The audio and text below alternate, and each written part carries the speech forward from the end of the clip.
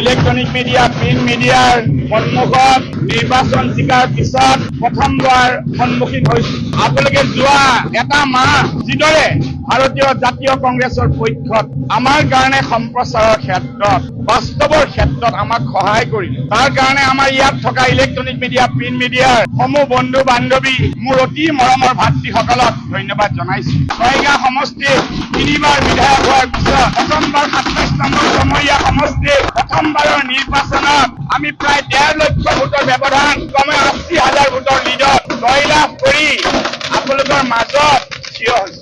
আৰু এই যে নিৰ্বাচন জিকি আহিছো, এইটো মই জয়লাভ কৰা নাই, এইটো ভাৰতীয় জাতীয় কংগ্ৰেছৰ মোৰ কৰ্মীসকলৰ জয়লাভ, গৰীব জনসাধাৰণৰ জয়লাভ, মোৰ আই মাতৃ বাবাসকলৰ জয়লাভ, উন্নয়ন বিচৰা মোৰ জনসাধাৰণৰ জয়লাভ। অনাগত সময়ত চমৰীয়া এক শক্তিশালী সমষ্টি হিচাপে উন্নয়ন আৰু শান্তি সম্প্ৰীতিৰে মানুহক মানৱতা দৰদী সকলোৰে আঁকোৱালি লৈ অসমৰ ভিতৰত যাতে আগুৱাই লৈ যাব পাৰো, তাৰে আশা কৰিছো আৰু আপোনালোকৰ আশীৰ্বাদ বিচাৰিছো। ধন্যবাদ।